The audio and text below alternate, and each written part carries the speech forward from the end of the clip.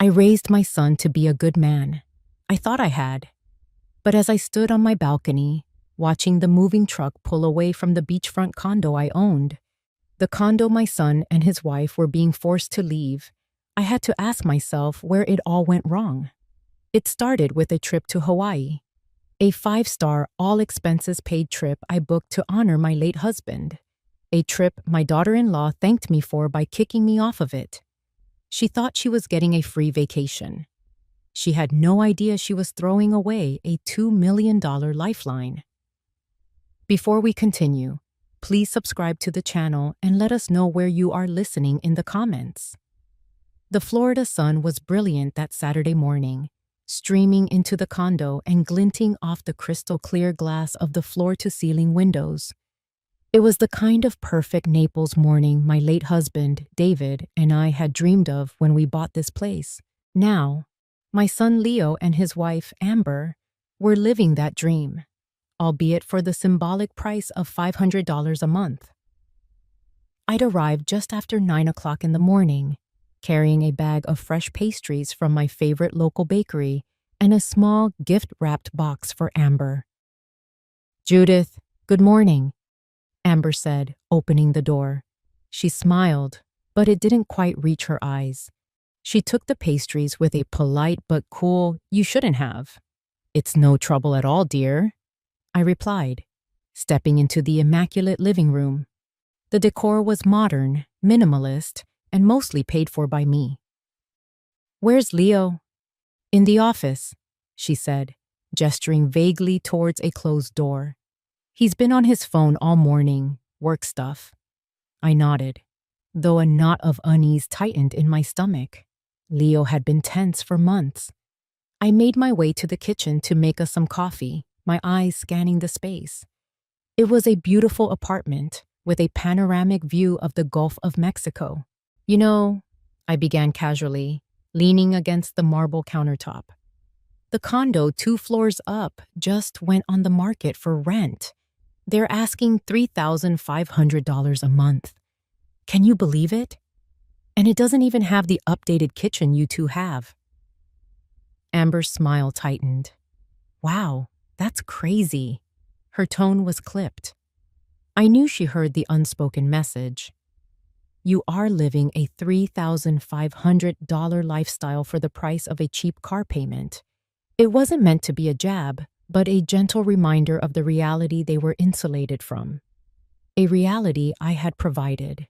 Leo finally emerged from the office, his face pale. He ran a hand through his hair, forcing a smile when he saw me. "Mom, hey, I didn't hear you come in."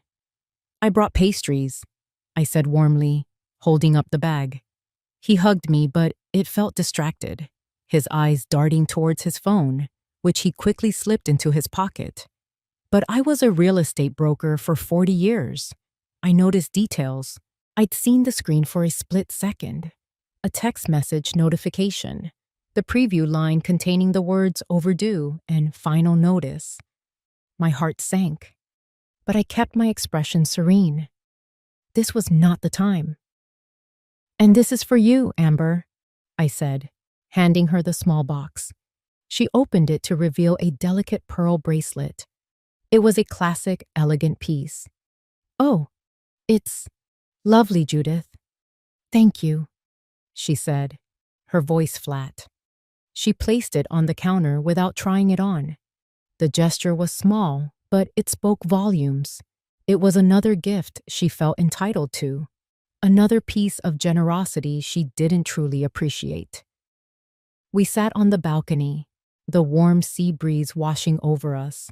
The conversation was stilted, full of awkward silences. I talked about my week, my friends from the golf club. They offered one-word answers. Leo's phone buzzed in his pocket, and the phantom vibration seemed to make him jump every time. Amber stared out at the ocean, a look of discontent on her face, as if even this $1 million view wasn't good enough for her. The perfect picture of a happy family was just that, a picture, a facade, and I was beginning to see the cracks. The following week, I decided it was time to put a little warmth back into our cooling family dynamic. I invited Leo and Amber over to my house for dinner. My home, unlike their sleek modern condo, was filled with the comfortable warmth of memories. Photos of David were on every mantelpiece. His favorite leather armchair still sat by the fireplace, and the scent of the gardenias he'd planted still drifted in through the open windows. This house was a testament to a 45-year marriage built on love and mutual respect, something I was beginning to fear my son knew nothing about. I'd prepared David's favorite meal, roasted chicken with rosemary potatoes and a simple green salad. As we sat at the large mahogany dining table, I let the conversation flow gently, asking about their work, their friends, the mundane details of their lives. Leo seemed more relaxed here, away from the sterile environment of the condo. Amber, however, was quiet, picking at her food, offering little. She looked around the room as if she were a tourist in a museum, detached and unimpressed. After dinner, I served coffee in the living room. I let the silence settle for a moment before reaching for a thick, glossy envelope on the coffee table. "So," I began, my voice clear and steady, "I have something for you." I handed the envelope to Leo. He looked at me, puzzled, before opening it.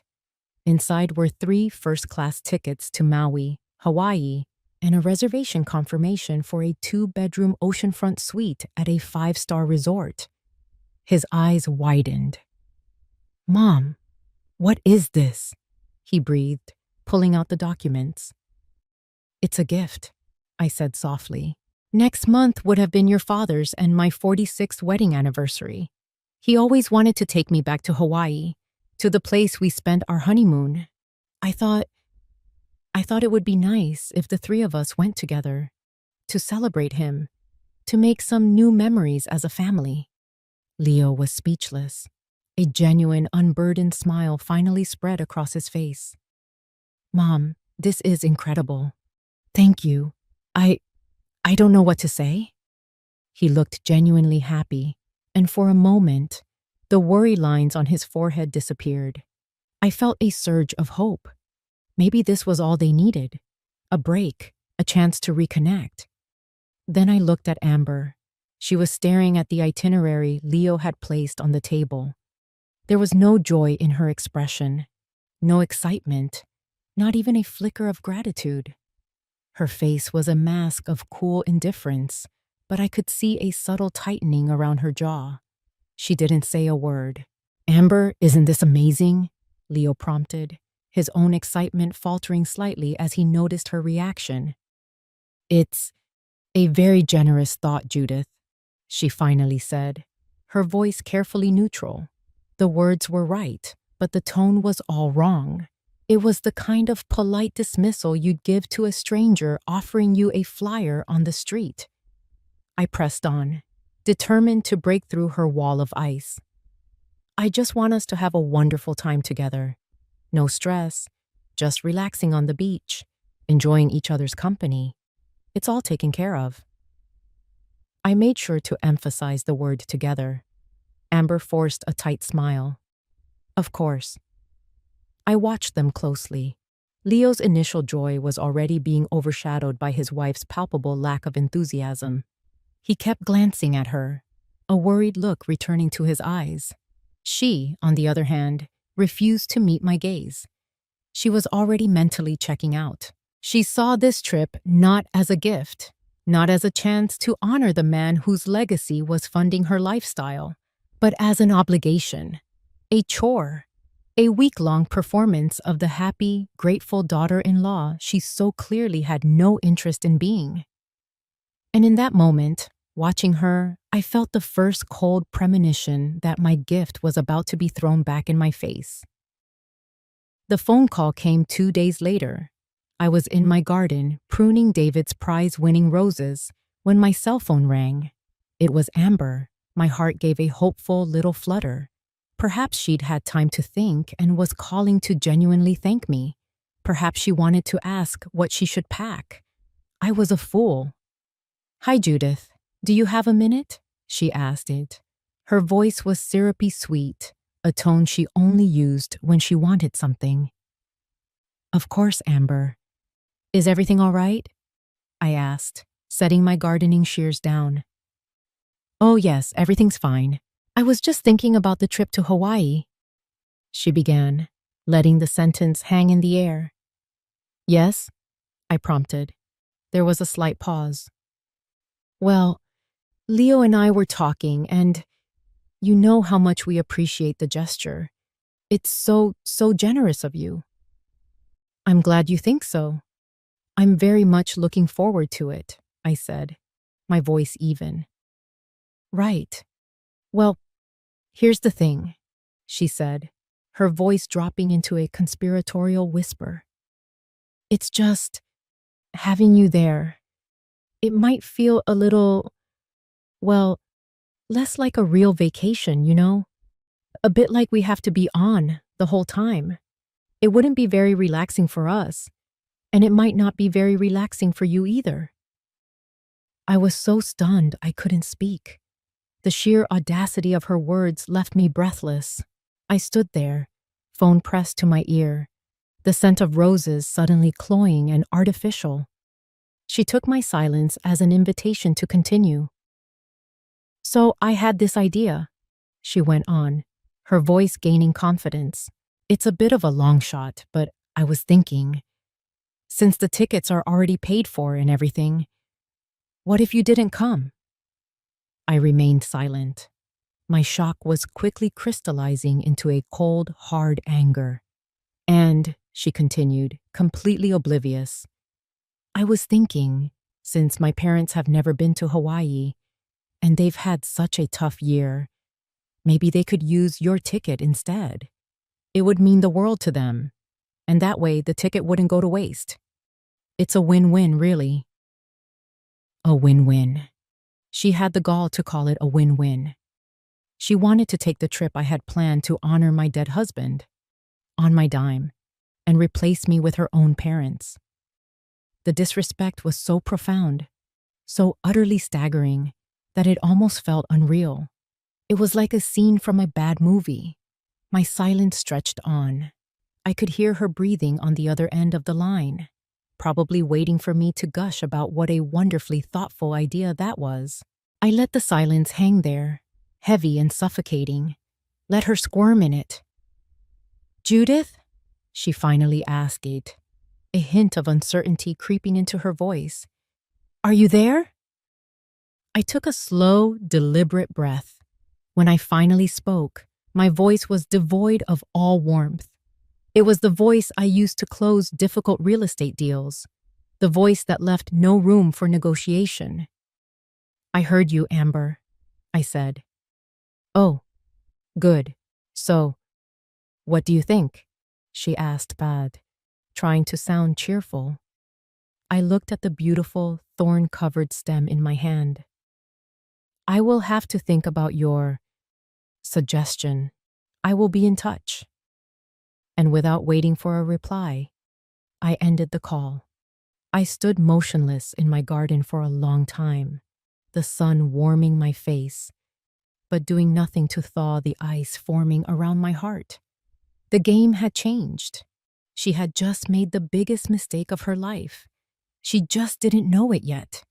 That evening, the storm that had been brewing in my heart began to gather over Naples. Dark, heavy clouds rolled in from the Gulf, and a low rumble of thunder echoed in the distance.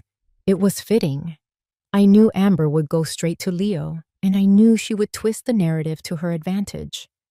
I could almost hear her now. I just presented it as an idea, Leo. A way for my parents to have a nice vacation. Your mom was totally fine with it. And I knew my son.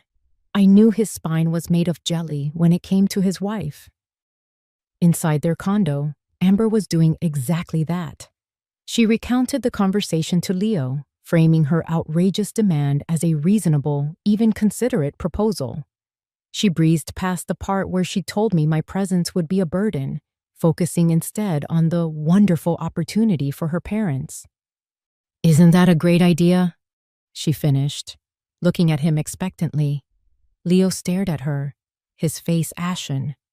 For once, he seemed to grasp the gravity of what she had done. Amber, you didn't. You didn't actually ask my mother to give up her ticket to your parents? Of course I did. And why not?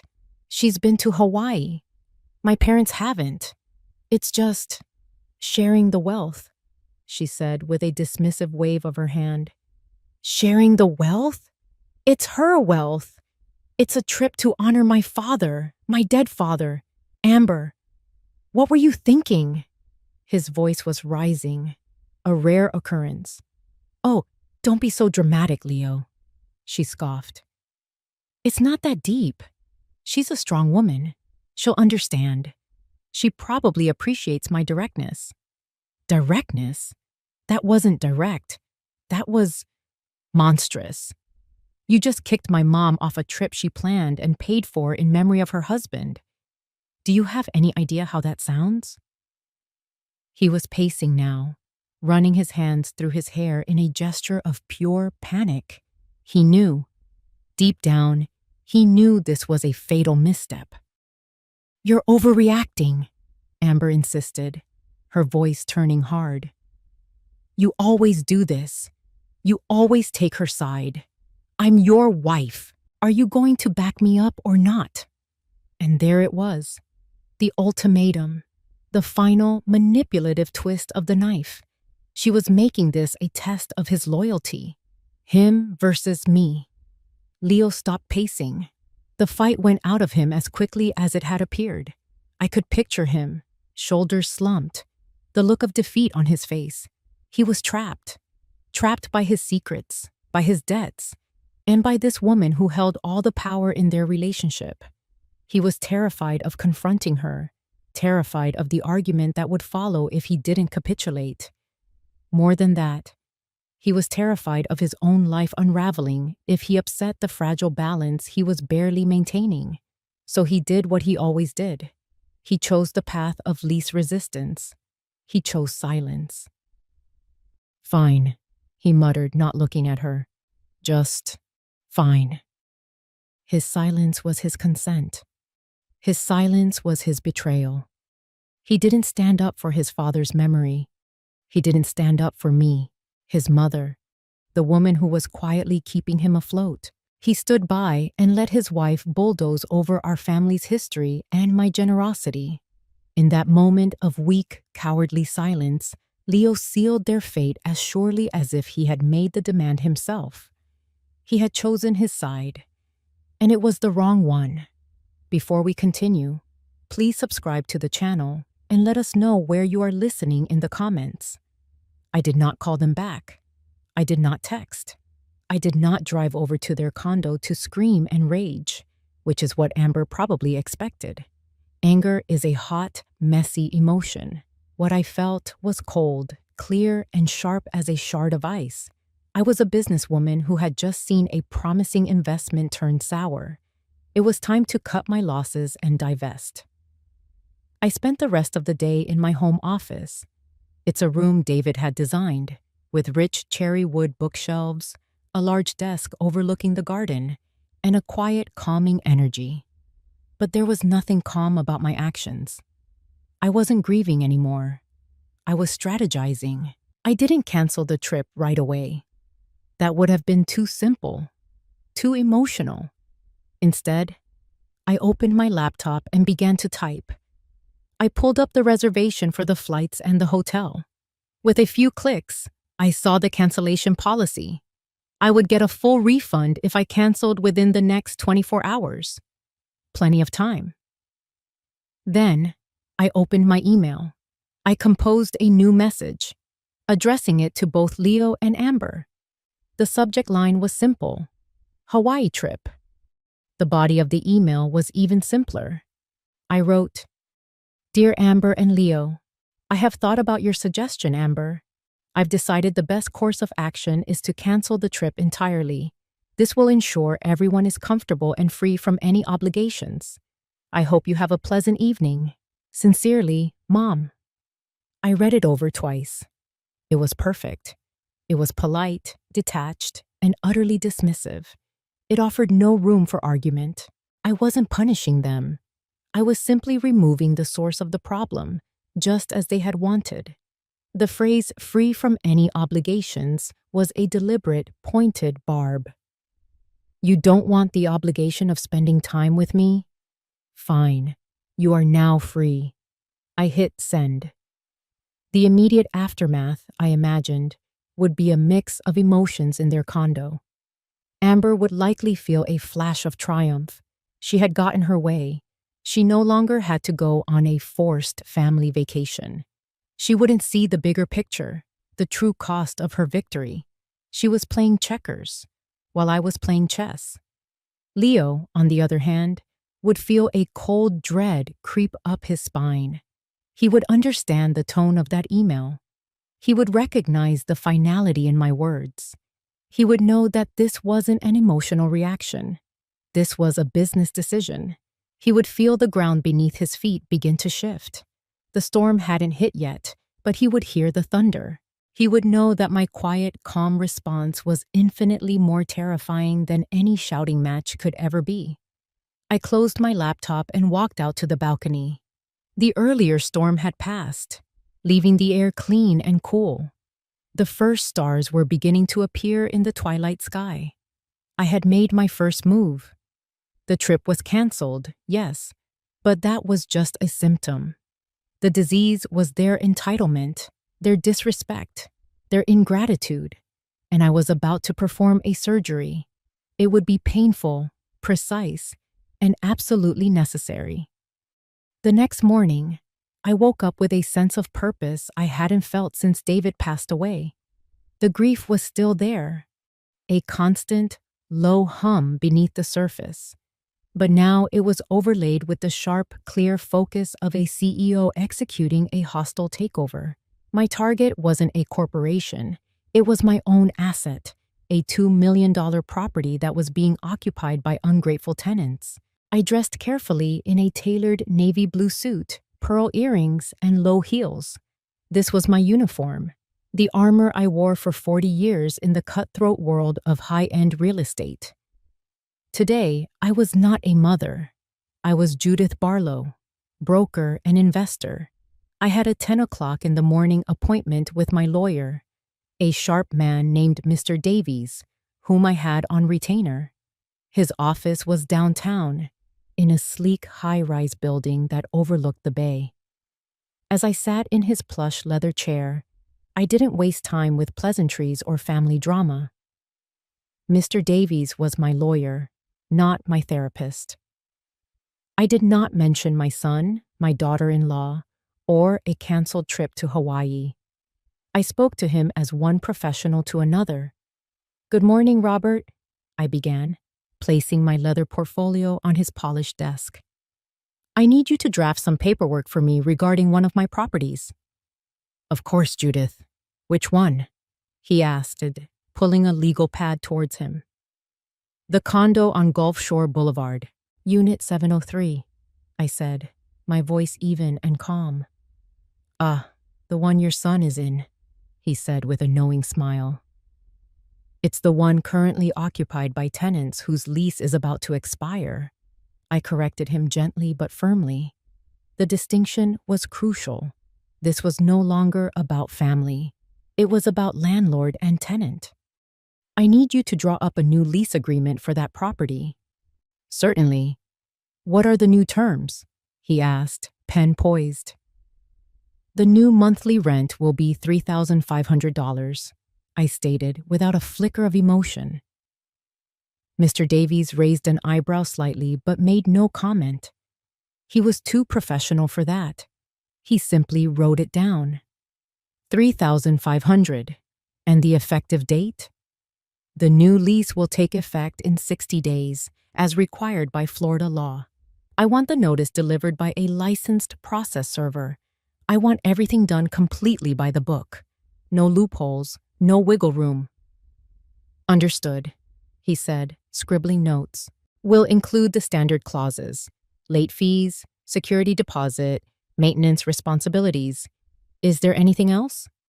"Yes," I said, leaning forward slightly. I want a clause that explicitly states the lease will not be renewed upon its expiration in 12 months. I am giving them a 1-year non-renewable lease. I have other plans for the property after that." Now he looked up. His professional curiosity piqued. "You're planning to sell?"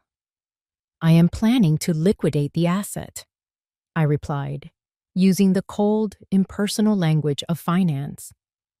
He nodded slowly, understanding the full picture.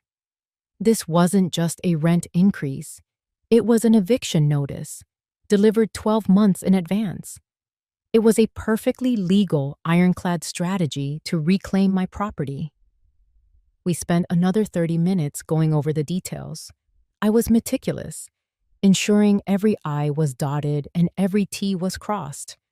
As I left his office, I felt no sense of triumph, no vindictive glee. I felt a quiet, resolute calm. I was simply protecting my investment. I had given my son and his wife a life of incredible privilege in a home I owned. They had mistaken my generosity for a guarantee. They had forgotten that the hand that gives can also take away. The legal notice Mr. Davies was drafting was not a punishment. It was a market correction, and the market was about to come crashing down on them. 3 days later, the papers were ready. A licensed process server, a burly man with an impassive face, was dispatched to the condo. He was instructed to deliver the documents directly into the hands of either Leo or Amber Barlow. It was 5:30 in the evening, a time I knew they would both be home from work. Leo was the one who answered the door. He was probably expecting a pizza delivery or a package from Amazon. Instead, he was met with the grim face of the process server. "Are you Leo Barlow?" the man asked, his voice a monotone rumble. "Yes," Leo answered, confused. "You've been served," the man said, thrusting a thick manila envelope into Leo's hands. He then turned and walked away without another word. Leo stood in the doorway, dumbfounded. "Served?" The word hung in the air, heavy with legal dread. He closed the door slowly, his hands trembling slightly as he looked at the official-looking envelope. Amber came out of the kitchen, wiping her hands on a dish towel. "Who was that?" she asked. I don't know. Some guy. He said I've been served," Leo stammered, his eyes wide with confusion and fear. "Served with what? Are you in some kind of trouble?" she asked, a flicker of annoyance in her voice. He tore open the envelope, his hands clumsy. He pulled out a sheaf of papers. The top page was a cover letter from the law offices of Davies and Finch. Below it was a formal, multi-page document. He scanned the first page, his face growing paler with every word. "What is it?" Amber demanded, snatching the papers from his hand. She read the heading aloud. "Notice of lease modification and rent increase." Her voice was full of disbelief. She flipped through the pages, her eyes scanning the dense legal text until they landed on the numbers. Her breath hitched. $3,500, she whispered, the words catching in her throat. "A month? Is this a joke?" Tucked inside the lease agreement was a single smaller piece of paper. It was a piece of my personal stationery, thick cream-colored cardstock. On it, I had written a short, simple note in my neatest cursive. Leo picked it up and read it aloud, his voice barely a whisper. "An independent lifestyle comes with independent expenses. You have 2 months to decide if you can afford it." The reality of the situation crashed down on them. This wasn't a joke. This wasn't a mistake. This was a deliberate, calculated, and legally binding move. Amber's disbelief curdled into rage. "She can't do this! The nerve of that woman! This is because of the trip, isn't it? She's doing this to be petty and cruel. This is revenge." Leo didn't say anything. He just sank onto the sofa, the legal documents scattered on the floor around him. He wasn't angry. He was terrified. He knew this wasn't about being petty. He knew my note wasn't just a snide remark. It was a declaration. He knew, with a certainty that chilled him to the bone, that he could not afford it. The $500 rent was the only thing keeping his head above the deep, dark water of his debt, and his mother had just taken away his life raft. The letter in his hands wasn't just a rent increase. It was his eviction notice. It was his financial death sentence. They arrived at my house less than an hour later. I heard their car screech to a halt in my driveway, and the sound of 2 doors slamming shut. I was waiting for them. I was sitting in David's armchair by the fireplace, a cup of chamomile tea steaming gently on the table beside me. I was the picture of calm. The doorbell rang, a long, insistent peal followed by furious pounding. I took a slow sip of my tea before walking to the door and opening it. They stood there, Amber's face flushed with rage, Leo's pale with desperation. Amber pushed past me into the foyer, waving the legal papers in her hand. "What is the meaning of this?" she shrieked, her voice echoing in the quiet house. "How could you do this to us? To your own son?" "Hello, Amber." "Leo," I said calmly, closing the door behind them. "I see you received the new lease agreement." "New lease agreement? This is an eviction notice," she yelled. $3,500. That's insane. You're doing this to punish us because I didn't want to go on your stupid trip. "This has nothing to do with punishment," I replied, my voice level. I walked back to my armchair and sat down, gesturing for them to take the sofa opposite me. They remained standing, vibrating with anger and panic. "This is business. The property is an asset, and it needs to generate income at the current market rate.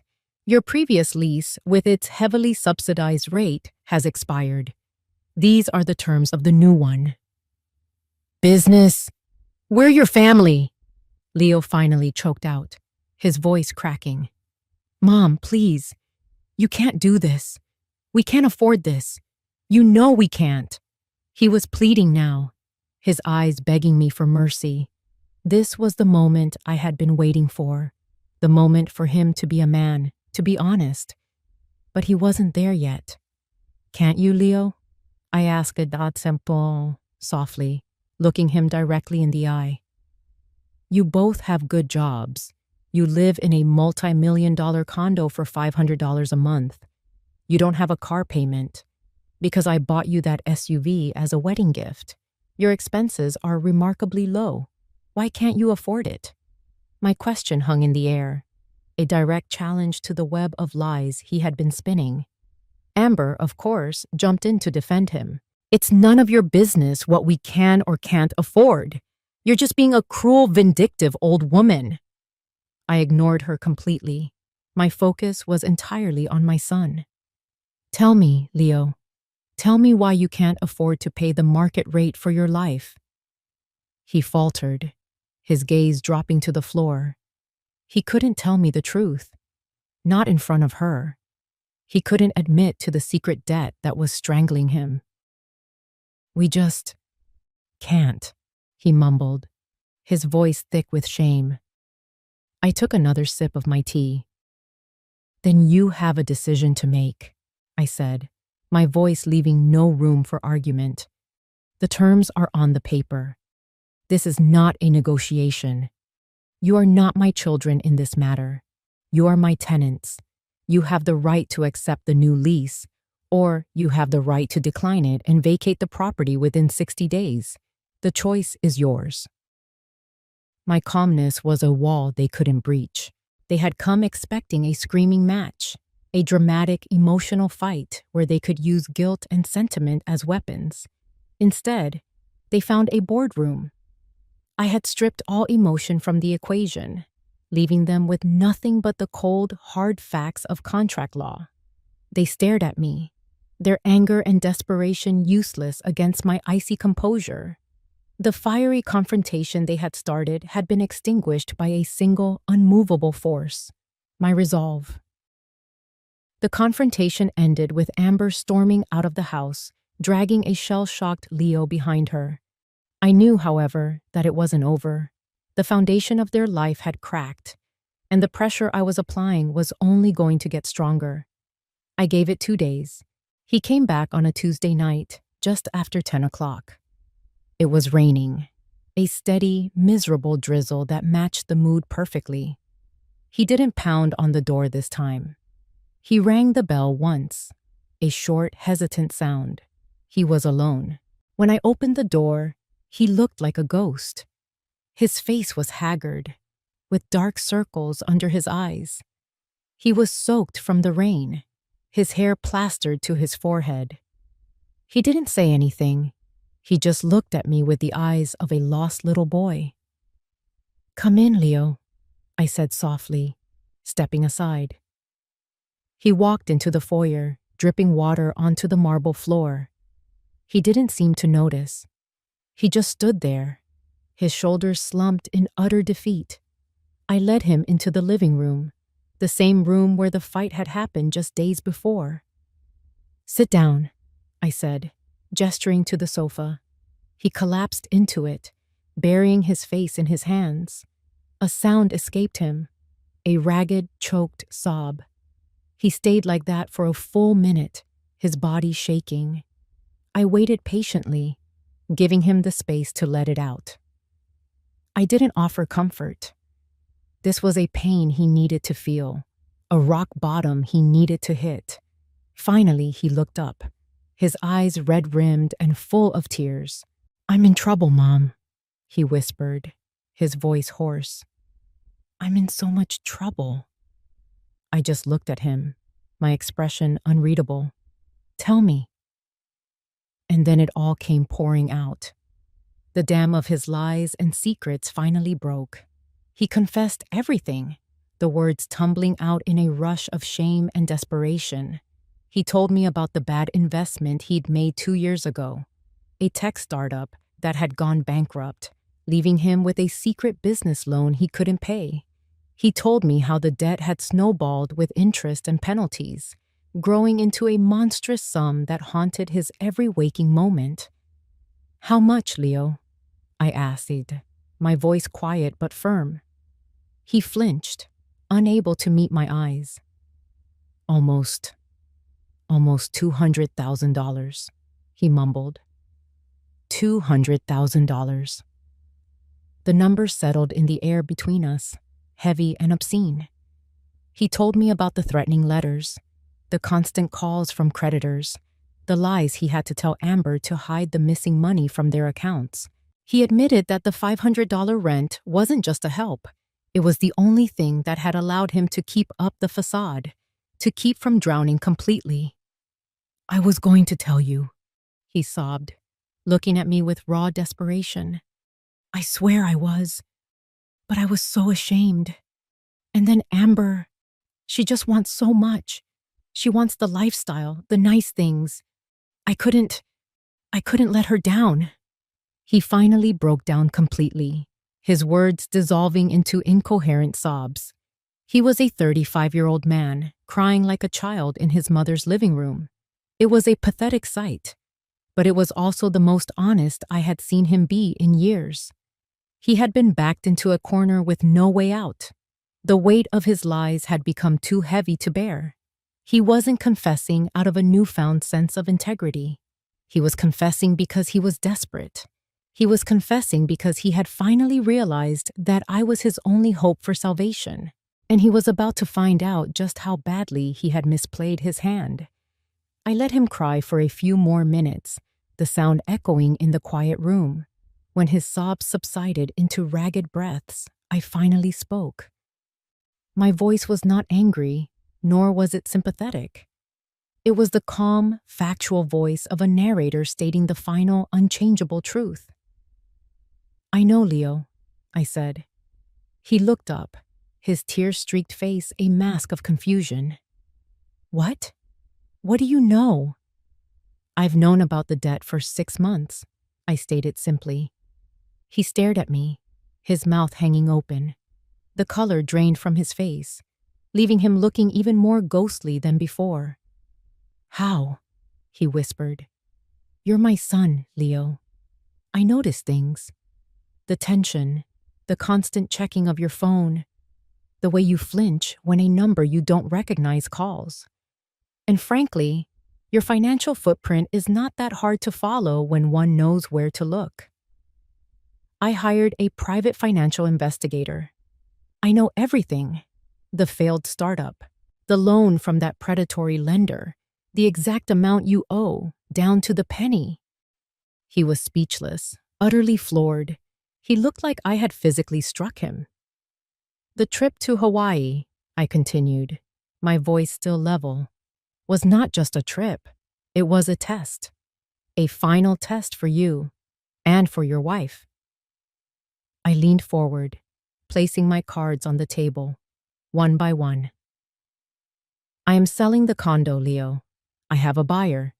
The deal closes in 75 days. The sale price is $2 million. He gasped, a small, choked sound. "My plan, Plan A, was this. The three of us would go to Hawaii. We would honor your father. If Amber had shown 1 ounce of grace, 1 shred of gratitude or respect, if you had shown the courage to be a husband and manage your wife's appalling behavior, I was going to give you $500,000 from the sale of the condo." His eyes widened in disbelief, a dawning horror spreading across his features as he began to understand. $500,000, I repeated, letting the numbers sink in. "Enough to pay off your entire $200,000 debt. Enough to put a very generous down payment on a nice, modest home of your own. Enough to give you a fresh start. A clean slate. That was the gift I was planning to give you. That was your lifeline." I paused, letting the full weight of what he had lost settle upon him. "But you didn't pass the test," I said, my voice turning cold. "Your wife failed spectacularly, with a display of greed and disrespect so profound it was almost comical. And you failed by letting her do it. Your silence was your endorsement. You stood by and allowed her to spit on your father's memory and my generosity. So you closed that door. You and Amber, you slammed it shut and locked it yourselves, which left me with Plan B." I stood up and walked over to the window, looking out at the rain-slicked street. "Plan B is what is happening now. It is the business plan. I am reclaiming my $2 million asset in a clean, legal, and unimpeachable way. The rent increase is not a punishment, Leo. It is a tool. It is the legal mechanism by which I ensure you vacate my property so I can deliver it, empty and clean, to its new owner.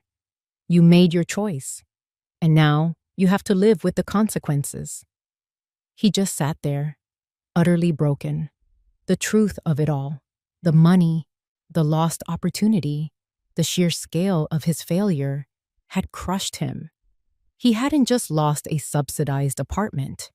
He and his wife, in their greed and entitlement, had actively, single-handedly thrown away a fortune.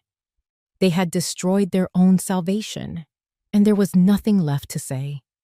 Leo drove home in a daze, the rain on the windshield blurring the world outside into a meaningless smear of light and color.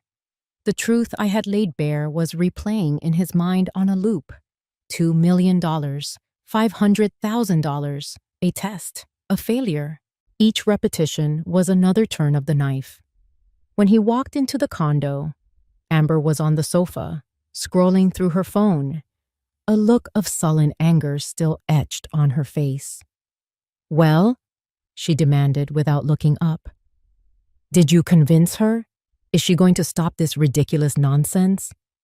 Leo didn't answer. He just stood in the middle of the living room, dripping water onto their expensive rug, the one I had paid for.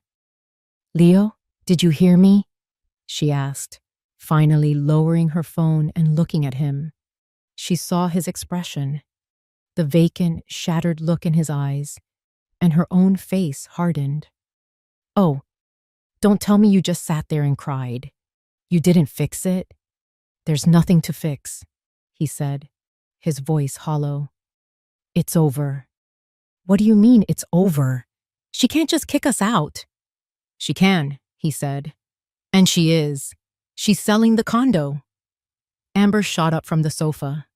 "She's what? She can't sell it. This is our home." "No, it's not," Leo said, a strange, bitter laugh escaping his lips. "That's the whole point, isn't it? It was never our home. It was always hers. We were just living in it." And then he told her everything. He told her about the $2 million sale price. He told her about the $500,000 gift that was supposed to be theirs. He told her the Hawaii trip was a final test of character, a test she had failed in the most spectacular way possible. Amber stared at him, her face a whirlwind of emotions, disbelief, confusion, and then a slow, dawning comprehension. The number hung in the air between them, shimmering like a mirage. $500,000. 500,000? She repeated, the words barely a whisper. We lost $500,000? Yes, Leo said, his voice flat. Because you just had to have your parents come to Hawaii. Because you couldn't stand the thought of spending a week with my mother. You threw it all away.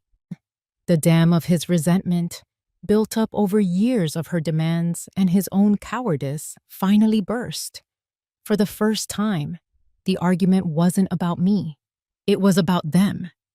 "Me?" she shrieked, her voice rising hysterically. "This is my fault? What about you? What about the $200,000 in debt you've been hiding from me?" He told her that part too. The final, devastating secret. "You lied to me!" Amber screamed, her face contorted with fury and betrayal. "For years, we're broke because of you. We're losing everything because of you. And we could have been saved," he yelled back, his voice finally raw with the agony he'd been suppressing. "We could have been free of all of it. But your greed, your endless, bottomless greed ruined it. All you had to do was be a decent human being for 1 week, and you couldn't even manage that."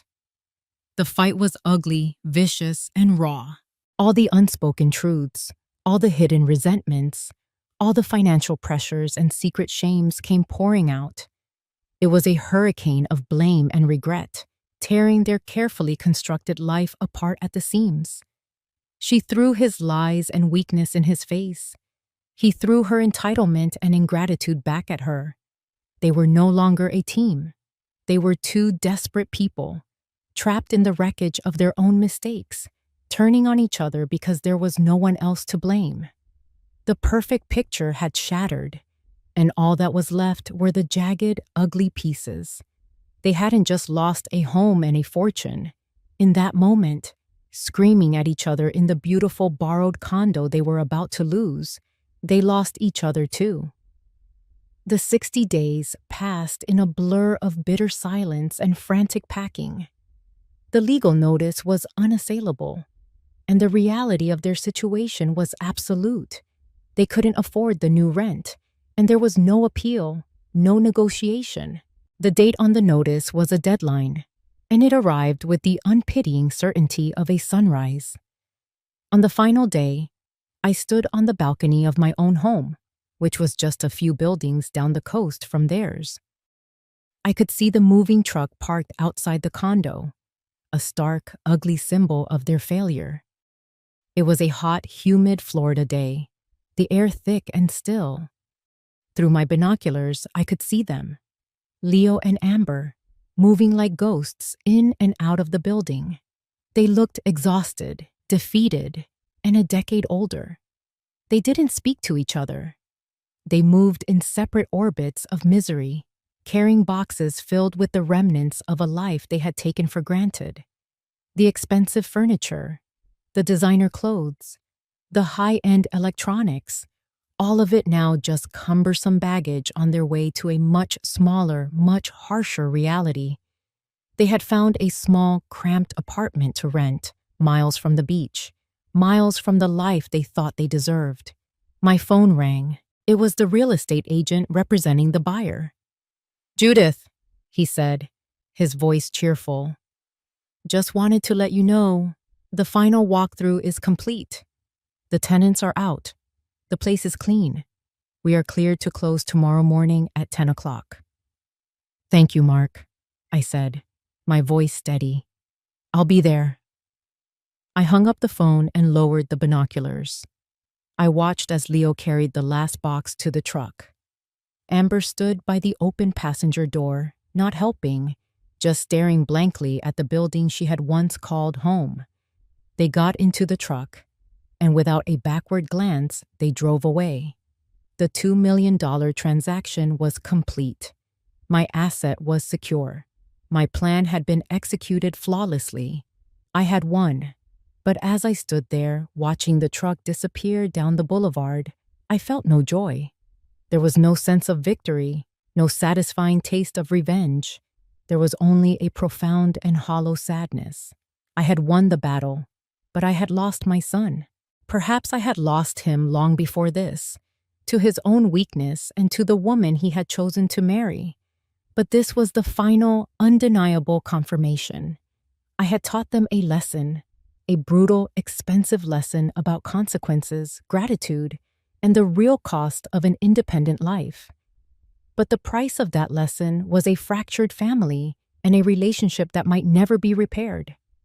I looked out at the calm, blue expanse of the Gulf of Mexico, the same view they had just lost forever. The sun was beginning to set, painting the sky in brilliant strokes of orange and pink.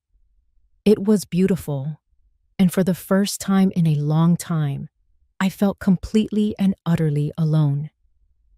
If you enjoyed this story, please like the video, subscribe to the channel, and comment 1 below. If not, feel free to comment 0 so we know and can improve future videos. To hear the next story, click the box on the left. Thank you for watching.